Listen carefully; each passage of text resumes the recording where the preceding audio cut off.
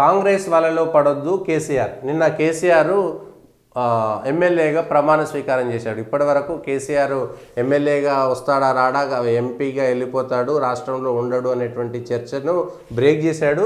కేసీఆర్ రాష్ట్రంలో ప్రధాన ప్రతిపక్ష నాయకుడిగా ఉంటాడు అనేటువంటిది నిర్ణయం అయిపోయింది. పనుల కోసం కొందరు రేవంత్ను కలుస్తున్నారు, పనులు చేయకపోగా బద్నాం చేస్తున్నారు, జాగ్రత్త. 10 ఏళ్ల పాటు గురువింద గింజ సామెత ఉంటుంది. 10 ఏళ్ల పాటు జరిగినటువంటిది ఏంటి? అంతకుముందు వైఎస్ హయాంలో ఇదే టీఆర్ఎస్కు సంబంధించినటువంటి ఎమ్మెల్యేలను కాంగ్రెస్ తీసుకున్నది అనేటువంటిది.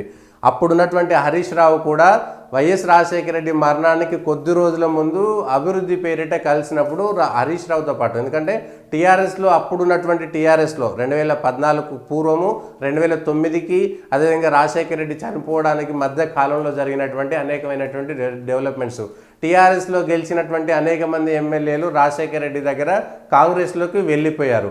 తద్వారా రాజకీయాలకు సంబంధించినటువంటి మార్పులు అనేటువంటిది, రాజకీయాలకు సంబంధించినటువంటి అంశాలు, ఎమ్మెల్యేల కొనుగోలు, ఎమ్మెల్యేల రాజకీయ భారీ మార్పులు అనేటువంటిది అప్పటి నుంచే మొదలైంది. అయితే కేసీఆర్ అదే కక్షగా పెట్టుకొని కాంగ్రెస్ వాళ్ళు మా పార్టీ వారికి సంబంధించినటువంటి ఎమ్మెల్యేలను కొనుగోలు చేశారనేటువంటిది అప్పటి నుంచి ఆయన మనసులో ఉన్నది. ఆ కక్ష సాధింపు కింద కాంగ్రెస్కు సంబంధించినటువంటి ఎమ్మెల్యేని ఈ టీఆర్ఎస్ పార్టీ అధికారంలో రాగానే గెలిచారు. అంటే ఒక పార్టీ నుంచి ఇంకో పార్టీ కనీసమైనటువంటి మర్యాద లేకుండా గెలిచినటువంటి ఎమ్మెల్యేలను ఇబ్బడి ముబ్బడిగా తీసుకోవడం ద్వారా, అంటే ఎన్నికల ముందు పార్టీలు మారి ఇంకో పార్టీ నుంచి గెలవడము, ఇంకో పార్టీ నుంచి పోటీ చేయడం అనేటువంటిది సాధారణ విషయంగా చూడొచ్చు. 5 ఏళ్ల పాటు ఒక పార్టీ ఎమ్మెల్యేగా ఉండి కూడా ఎన్నికల ముందు ఇటు అటు జంప్ అవడం అనేదాన్ని కొంత అర్థం చేసుకోవచ్చు.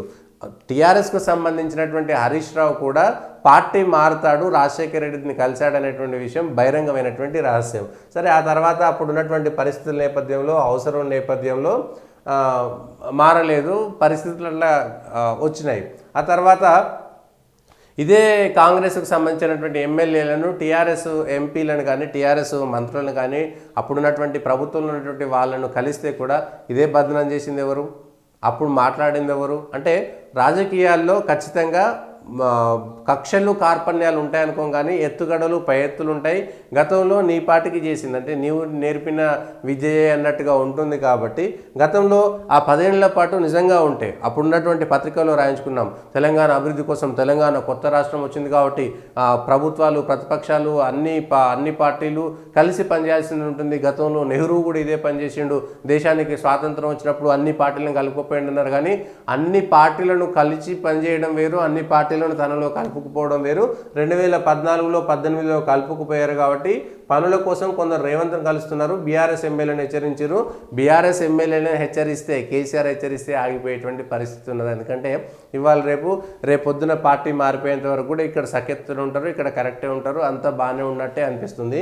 దీనికి సంబంధించినటువంటి అంశంలో మాజీ మంత్రి మల్లారెడ్డి, మేడ్చల్ ఎమ్మెల్యే మల్లారెడ్డి స్పష్టంగా చెప్పిండు, నేను మళ్ళీ 5 ఏళ్లలో మంత్రిని అయితేనేమో, మేము కాంగ్రెస్ గెలుస్తాను కళలు కూడా అనుకోలేదు, కలిసి పనిచేస్తేమేమో, అంటే మంత్రిని అయితేనేమో అనేటువంటి మాట చెప్పడం ద్వారా ఒక ఫీలర్స్ మాత్రం వదిలేస్తున్నారు. మేము ఎప్పుడైనా జంప్ చేయడానికి సిద్ధంగా ఉన్నాం, మేము ఈ పార్టీ అయినా ఆ పార్టీ. ఎందుకంటే గత 10 సంవత్సరాల్లో 3 పార్టీలు 4 పార్టీలు మారినటువంటి వాళ్ళు మళ్ళీ ఈ పార్టీని పట్టుకొని ఉంటారనేటువంటి నమ్మకం ఏంది?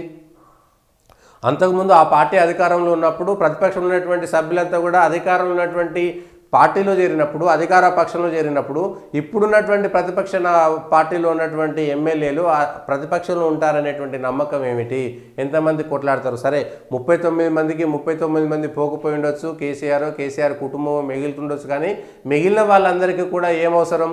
మళ్ళీ 5 ఏళ్లలో కూడా కేసీఆర్ సర్కార్ వస్తున్నటువంటి నమ్మకమే ఉన్నది. పార్లమెంట్ ఎన్నికల తర్వాత జరిగేటువంటి రాజకీయాలు ఎట్లా ఉండబోతున్నాయి, ఇప్పుడు రాజ్యసభకు సంబంధించినటువంటి దాంట్లో ఎట్లా ఉండబోతుంది అనేటువంటిది చూడాలి.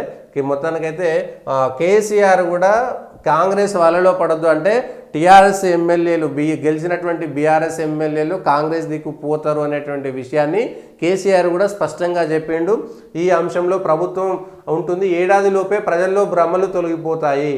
అంటే ప్రజలే భ్రమతోటి కేసీఆర్ను ఓడించారనేటువంటి విషయం కేసీఆర్ చెప్పుకుంటున్నాడు. మళ్ళీ ప్రజల్లో భ్రమలతోటి ఉండి ఓటేశారు అంటే ప్రజలు వేసినటువంటి ఓటుకు కూడా విలువ లేకుండా దానికి కూడా ప్రభుత్వం దిగిపోయినప్పుడు కనీసం ప్రజలకు ఒక క్షమాపణలో ఒక ధన్యవాదాలు కూడా తెలపలేదు. 10 ఏళ్ల పాటు నిన్ను గెలిపించినటువంటి ప్రజలను పైన నీకు ఉన్నటువంటి గౌరవం ఏంటంటే ప్రజలు భ్రమలతోటి ఓటేసిర్రు, నేనే మంచిగా పరిపాలన చేసినా కానీ ప్రజలకే అర్థం కాలేదు, ప్రజలు తెలివి తక్కువ లేనటువంటి విషయం కేసీఆర్ గారు చెప్తున్నట్టు లెక్కన. ఇప్పుడు కాంగ్రెస్ అంటే మీకు పడకపోవచ్చు, ఇంకొకరు పడకపోవచ్చు, ఇంకొక పార్టీకి పడకపోవచ్చు, పడ్డా పడకపోయినా ప్రజలు ఓట్లేసిర్రు. వాళ్ళు ఓట్లేసి గెలిపించిన తర్వాత ప్రజలకు సంబంధించినటువంటి ఓటును మనము గౌరవించాలి. ప్రజలకు సంబంధించి ఇగో ఈ విషయాల్లో మేము చేసినటువంటి పొరపాట్లు మేము చెప్పుకోలేకపోయామని చెప్పాలి. కానీ ప్రజలే భ్రమల్లో ఉన్నారు, ప్రజల భ్రమలు తొలగిపోతాయనేటువంటి మాట మాట్లాడేటువంటి అంశం. అంటే తిరిగి ఓడిపోయినా కూడా కనీసం ఆ విషయంలో అంటే ప్రజలు ఏదైతే అహంకారం, ప్రజలు ఏదైతే మీకు దూరం అయిపోయారో, ప్రజలు మీకు కనెక్షన్ ఎక్కడైతే దూరం అయిపోయిందో దాన్ని దగ్గర చేసుకుందాము, ప్రజలకు మనకు దగ్గర చేసుకున్నటువంటి అంశాన్ని పక్కన పెట్టి కేవలం నేను చేస్తేనే గెలుస్తాం, మా ద్వారానే గెలుస్తున్నటువంటి అంశం చేశారు. బీఆర్ఎస్ ఎల్పీ బాధ్యతలు నేడు తెలంగాణ భవన్కు వెళ్తారు, బడ్జెట్ సమావేశాలకు హాజరవుతా. ఎట్లాంటి పరిస్థితి వస్తుందంటే వసుదేవుడు అంతటి వాడు గాడిదకాలు పట్టుకున్నాడు అనేటువంటి మాట చెప్తారు కదా. 10 ఏళ్ల పాటు నేనే అధికారంలో ఉన్నా, మళ్ళీ 5 ఏళ్ళు నేనే ఉంటా, ఇంకెవ్వరు ఉండరు, అందరు నా దగ్గరికే రావాలి అనేటువంటి అంశం. రాజకీయాల్లో 1+1 ఎప్పుడూ 2 కాదు అనేటువంటి విషయాన్ని ప్రతిసారి అర్థం చేసుకోవాలి. ఈ ఎన్నికలకు సంబంధించి వచ్చే ఎన్నికలకు సంబంధించి ఇంకో ఎన్నికకు ఎటువంటి పోలిక కూడా ఉండదు. 2014లో మేము గెలిచినాం, 18లో గెలిచినాం కాబట్టి ఇప్పుడు కూడా గెలుస్తున్నటువంటి భ్రమల నుంచి మీరు బయటికి రావాలి. ఫస్ట్ అయిపోయింది. నిన్నటి దాకా రేవంత్ను కానీ కాంగ్రెస్ని కానీ తూలనాడుతూ, లేదంటే ఇతర ప్రతిపక్షాలను కూడా తూలనాడుతూ మాట్లాడినటువంటి మాటలు ఇప్పుడు మీకే వస్తాయి.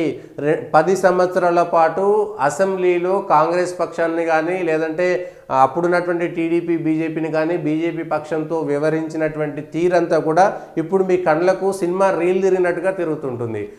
10 సంవత్సరాల పాటు ప్రతిపక్షంతో వ్యవహరించిన తీరు, అదే తీరులో ఇప్పుడున్నటువంటి అధికార పక్షం వ్యవహరిస్తే ముఖ్యమంత్రిని కూడా ఏడాది పాటు, ఇప్పుడున్నటువంటి కేసీఆర్ను కూడా ప్రధాన ప్రతిపక్ష నాయకుని ఏడాది పాటు సస్పెండ్ చేసే అవకాశాలు ఉంటాయి. మీ కుటుంబానంతా కూడా అసెంబ్లీకి రాకుండా సస్పెండ్ చేసేటువంటి అవకాశాలు ఉంటాయి. అసెంబ్లీలో గతంలో మీరు ప్రతిపక్ష సభ్యులకు ఇచ్చినటువంటి గౌరవమే మీకు కూడా దక్కుతుంది. దానికి సిద్ధంగా ఉన్నారా అంటే పోరాటం మా కొత్త కాదనుకుంటున్నారు, కానీ అంతకుముందు మీరు తెలంగాణ అనేటువంటి ఉద్యమం పులిని స్వారీ చేశారు. ఇప్పుడు అది లేదు, ఆ సెంటిమెంటు మీకు లేదు అనేటువంటి విషయాన్ని మాత్రం గమనించాలి. దీంట్లో కేసీఆర్, అదేవిధంగా కేసీఆర్ కుటుంబ సభ్యులు మాత్రం భయపడుతున్నట్టుగా మనం చాలా స్పష్టంగా ఉంది.